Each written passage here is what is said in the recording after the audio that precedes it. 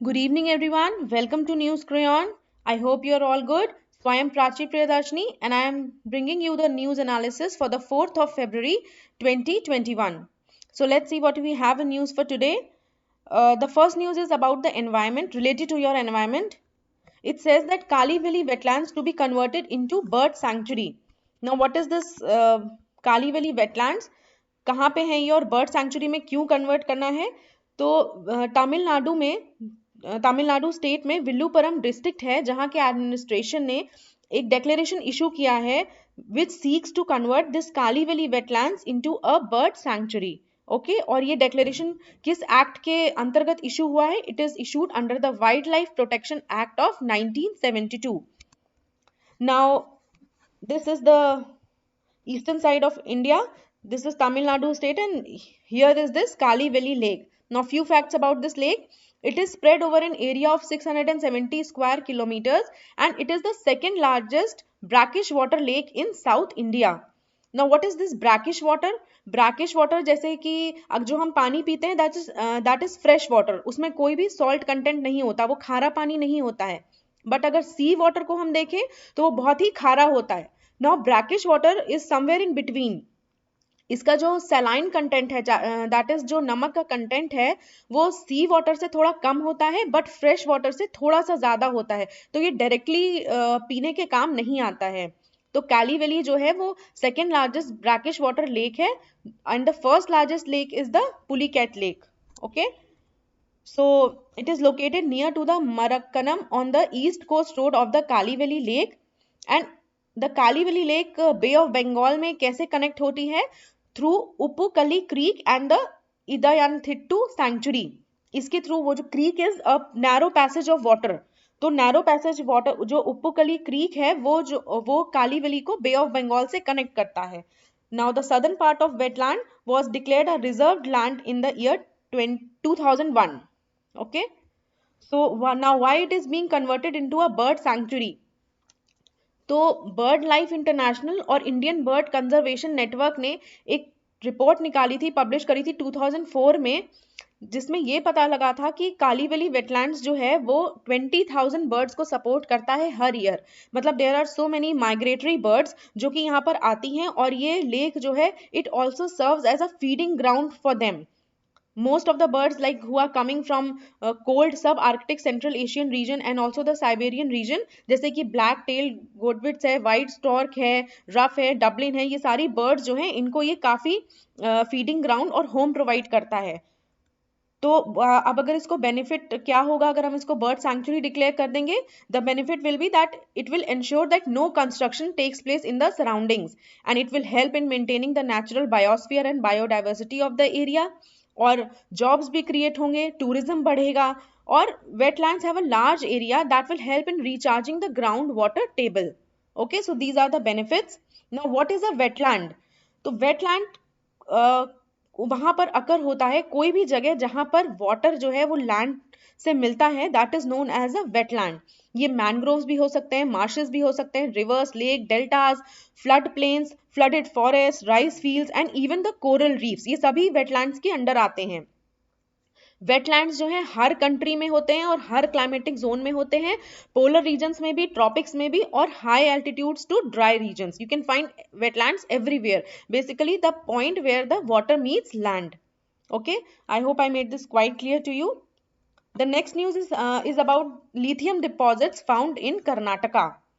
तो central government ने लोकसभा में ये कंफर्म किया है कि कर्नाटका के मंड्या डिस्ट्रिक्ट में करीब 1600 टन ऑफ लिथियम डिपॉजिट्स मिले हैं. बट ये कितने सिग्निफिकेंट हैं और कितनी क्वांटिटी में मिले हैं that will be only confirmed after exploring the entire area. मतलब उसमें भी थोड़ा सा और रिसर्च करना पड़ेगा कि ये यूज में आ सकता है कि नहीं, इसकी क्वांटिटी कितनी है या क्या इसका इंपॉर्टेंस अभी होगा. ओके, ये सर्वे किसने किया था? It was done by atomic minerals directorate for exploration and research, AMD, which is a constituent unit of Department of Atomic Energy. Now what is lithium?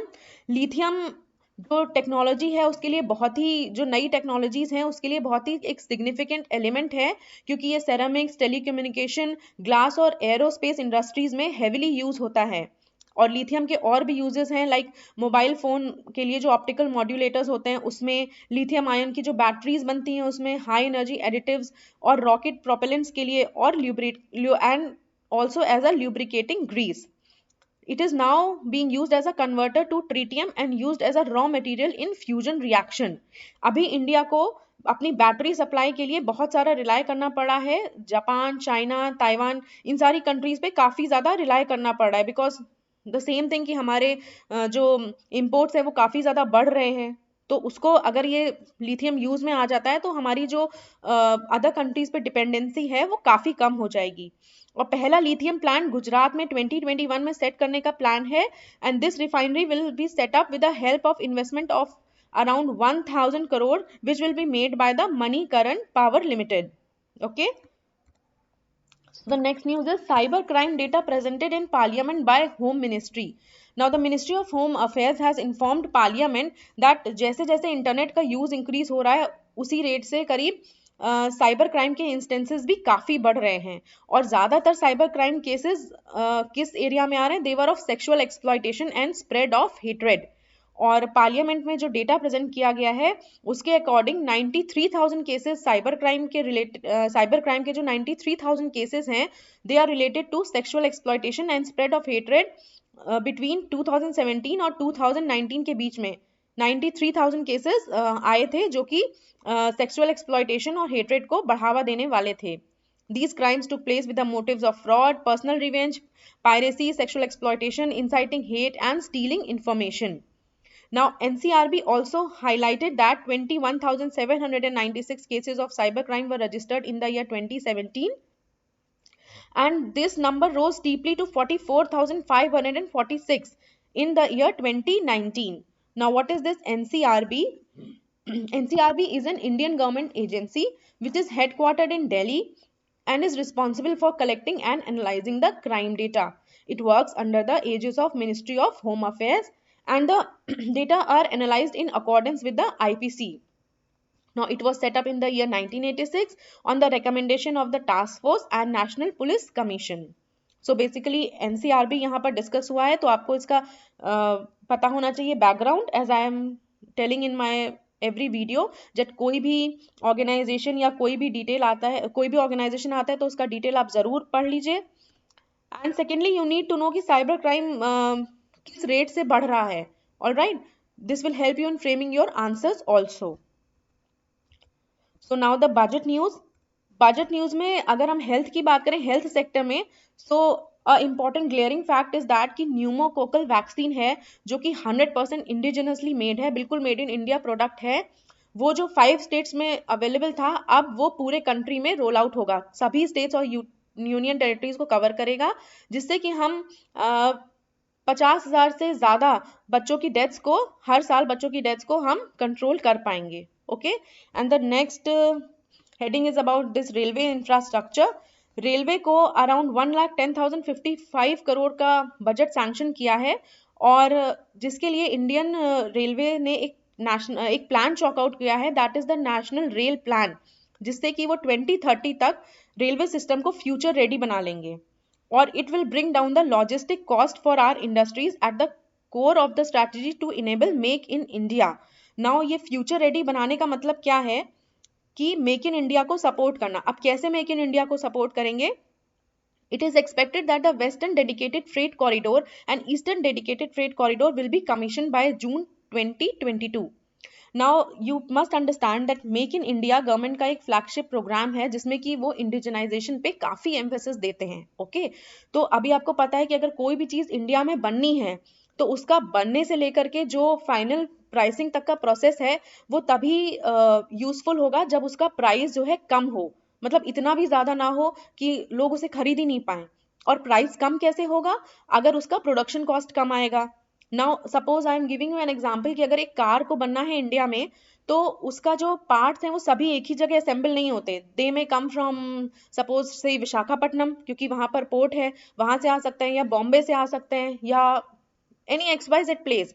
तो अगर उनके आने में टाइम और कॉस्ट बहुत ज़्यादा लगेगा, उनको बहुत ज़्यादा चेंज करना पड़ेगा, तो that will be too much, that will be adding to the production cost. तो अगर हम एक ये फ्रेट कॉरिडोर बनाएं, that is this will be only for the goods train.